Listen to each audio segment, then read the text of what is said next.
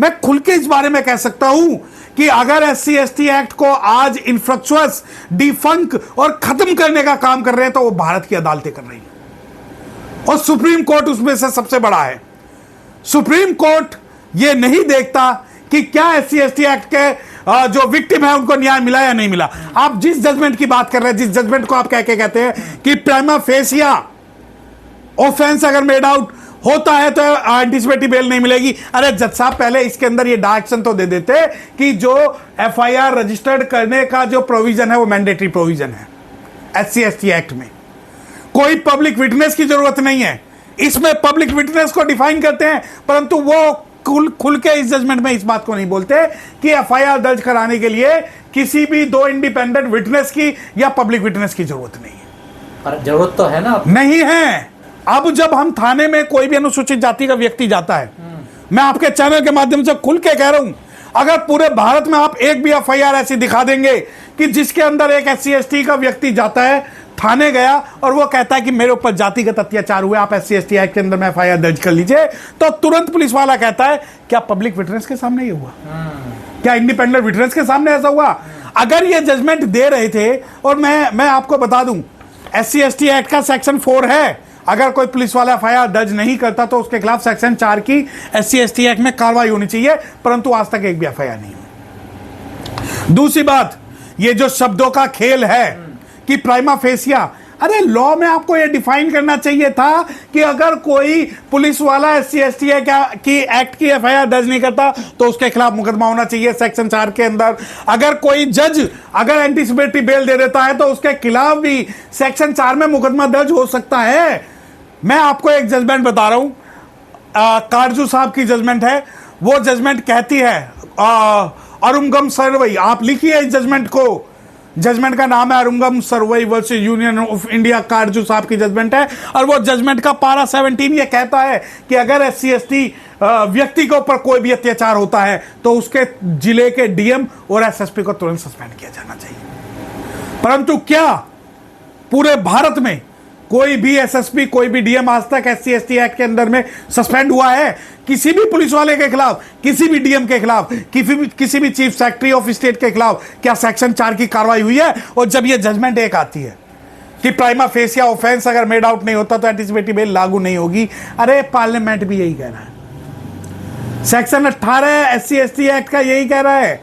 उसके अलावा सेक्शन 4 ये कहता है कि जो SC ST एक्ट के प्रावधानों का पालन नहीं करेगा उसके खिलाफ होगा। अब आ जाओ कि क्या इससे हमें कुछ मिला। देखिए, बीइंग एन एडवोकेट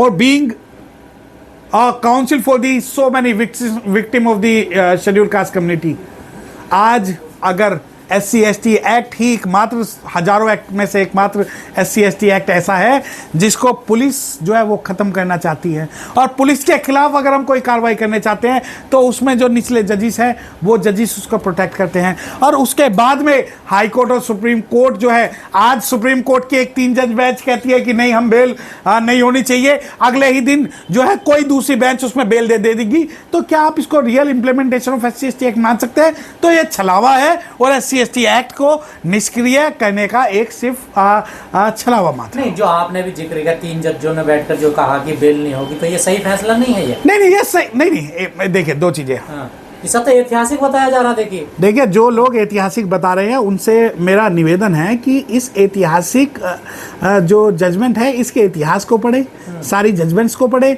इसकी प्रैक्टिकल व्याख्या करें और पूरे भारत से ओपिनियन ले कि क्या इस जजमेंट के आधार पर एक भी व्यक्ति की बेल कैंसिल हो चुकी है या होगी। सर, ये समझ में नहीं आता, निचली अदालत कुछ फैसला सुनाती है SC ST एक्ट को लेकर और सुप्रीम कोर्ट आके फिर उसको खुश कर देते, तो मानते क्यों नहीं? नहीं, सुप्रीम कोर्ट, देखिए मेरी बात सुनिए, कोई निचली अदालतें और कोई पुलिस वाला SC ST एक्ट के अंदर में सुप्रीम कोर्ट की नहीं मानता। क्यों नहीं मानते? क्योंकि उन्हें पता है कि उसको बचाने वाले ही सुप्रीम कोर्ट में बैठे हुए हैं। उनको पता है कि वो, अब एक बात है, मैं एक सिंपल आपसे एक सवाल पूछता हूँ किसी भी विक्टिम से कि SC ST एक्ट ये कहता है कि अगर किसी भी अनुसूचित जाति के व्यक्ति पर अगर कोई भी अत्याचार होता है तो उसकी तुरंत गिरफ्तारी होनी चाहिए। यहाँ तो FIR भी नहीं होती है सर। हाँ, मैंने कहा ना तुरंत गिरफ्तारी होनी चाहिए। यहाँ पहला तो अगर आपने FIR करा ली तो आप जंग जीत जाओगे। अगर FIR हो जाएगी तो आप गिरफ्तारी करवा के दिखा दो। उसके बाद में जिन लोगों को लगता है कि अमूल चूल परिवर्तन हो गया इस जजमेंट के बाद में, जिस जजमेंट का नाम है किरण वर्सेस राजकुमार जीवराज वर्सेस अनदर, ये 1 सितंबर 2025 को लाई गई है, तो मुझे ऐसा लगता है कि बहुत बड़ा या कुछ भी, मैं मानता हूं कि 1% भी इसमें हमें जो है समाज को न्याय नहीं मिलेगा, बिल्कुल नहीं। ये सर जो प्रथम दृष्टि की बात की जा रही है, हाँ, तो इसको कौन तय करेगा प्रथम दृष्टि में कि ये अपराध हुआ है नहीं हुआ? वो तो पुलिस ही तय करेगी। पुलिस तय करेगी। पुलिस के बाद में जो स्पेशल कोर्ट्स है वो तय करेंगी। अगर वो ये तय कर लेती है कि ऑफेंस नहीं हुआ तो ना तो एफआईआर होगी और ना ही मुकदमा दर्ज होगा। मैं आपको एक दिल्ली का एक छोटा सा एक उदाहरण बता देता हूँ, अभी कुछ दिनों पहले की बात है। हमारे पास एक विक्टिम आया, विक्टिम से जबरदस्ती नाले में घुस के सफाई करवाई गई। नाले में घुस के सफाई करवाना SC/ST एक्ट के अंदर में अपराध है। उसके बाद में हमने उस मामले में SC/ST कोर्ट में जो कार्रवाई डाल दी, और जबकि इसमें फोटोग्राफ्स हैं, इसकी वीडियोग्राफ्स हैं, धमकाते हुए की वीडियोग्राफ्स हैं। दिल्ली जैसे शहर में अगर मैनुअल स्क्वेंजिंग हो रही है तो ये SC/ST एक्ट के अंदर में अपराध है।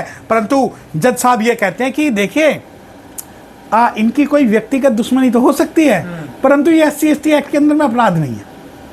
क्या prima facie, who will decide prima fascia?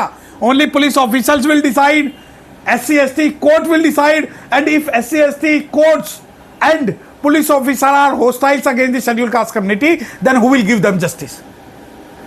अब ये कहें कि नहीं हम तो यार बहुत बढ़िया जस्टिस B.R. गवाई साहब ने और विनोद चंद्रन साहब ने और अंजय साहब ने बहुत अच्छी जजमेंट दी। देखिए नो डाउट उन्होंने एक आदेश पारित किया, उस आदेश के अनुसार उन्होंने ये डिस्क्राइब कर दिया कि प्राइमा फेसिया, जबकि इससे पहले कई जजमेंट ऐसी आई। ऐसा कानून में है ये क्या?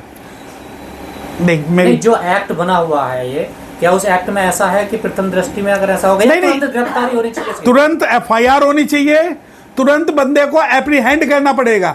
रूल 12 सब क्लोज 2, रूल 12 लिख लेना। आपके जो दर्शक हैं, मेरा निवेदन है, सभी दर्शकों से मेरा निवेदन है कि रूल 12 सब क्लोज 2 कहता है SC/ST एक्ट का कि SP सुपरिटेंडेंट ऑफ पुलिस और the district magistrate shall apprehend to the accused person whenever they will receive information of any crime. ठीक है, तो अब जब ये बात है, अब आप ये कहे कि देखिए मैं आपको एक बात बता दूं, मैं आपके चैनल के माध्यम से मैं विनम्र निवेदन ये करना चाहता हूं कि पूरे बहुजन समाज को, पूरे शेड्यूल कास्ट कम्युनिटी को, शेड्यूल टाइप कम्युनिटी को इस जजमेंट का हिसाब से या इस SC/ST एक्ट के अंदर में जो प्रावधान है उसके अंदर जो पुलिस और हमारे साथ जो जुडिशली जो छलावा कर रही है उससे बच के रहना पड़ेगा।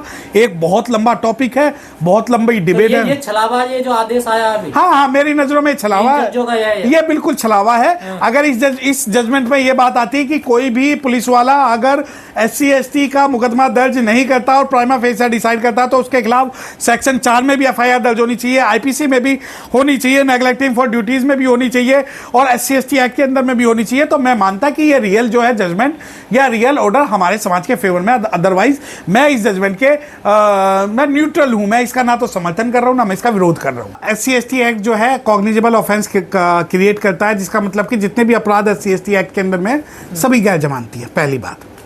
दूसरी बात, न केवल गैर जमानती है बल्कि जो धारा 18 SC/ST एक्ट की है वो कहती है कि दी provisions of the anticipatory bail shall not be applied, यानी कि अग्रिम जमानत नहीं होगी।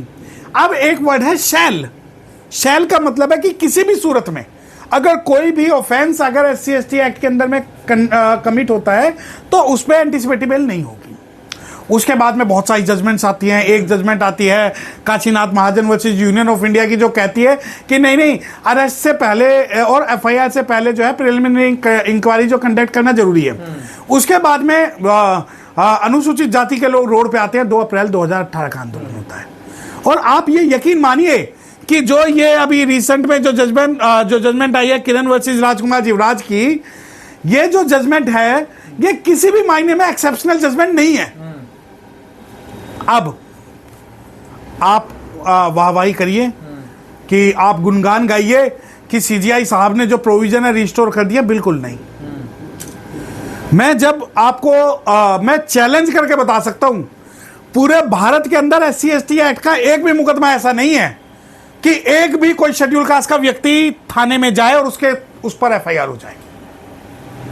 दूसरा, अगर एफआईआर हो जाती है तो जंग जीत ली जाएगी। दूसरी बात यह कि किसी भी मामले में गिरफ्तारी नहीं हो रही। दिल्ली जैसे मामले में मैं आपको बता दूं कि एक शेड्यूल कास्ट की लड़की का रेप होता है दिल्ली के अंदर, और उसमें हाई कोर्ट जो है अग्रिम जमानत दे देता है। उसके बाद में एक जजमेंट आती है सुप्रीम कोर्ट की, वो कहती है कि प्राइमा फेसिया, देखिए मैं कुछ जजमेंट्स के जो भी SC/ST एक्ट को जानता है, कोई भी लीगल आदमी या समाज का कोई भी एक्टिविस्ट है, वो कुछ जजमेंट्स में आपको नाम बता रहा हूं। एक जजमेंट थी काशीनाथ महाजन वर्सेस यूनियन ऑफ इंडिया, वो कहती थी कि प्रिलिमिनरी इंक्वायरी होनी चाहिए। उसके बाद 2 अप्रैल 2018 का आंदोलन होता है, वो जजमेंट को सुप्रीम कोर्ट सेट असाइड करता है, और उस सेट जो जजमेंट आती है वो आती है state of Maharashtra versus Union of India, जिसके अंदर में पहली जजमेंट का जो है वो खत्म कर दिया जाता है। उसके बाद आती है पृथ्वीराज चौहान की जजमेंट। पृथ्वीराज चौहान की जजमेंट कहती है कि प्राइमा फेसिया केस अगर मेड आउट होता है तो एंटिसिपेटरी बेल नहीं मिलनी चाहिए। परंतु क्या वास्तव में आज SC/ST एक्ट का फेयर इंप्लीमेंटेशन हो रहा है?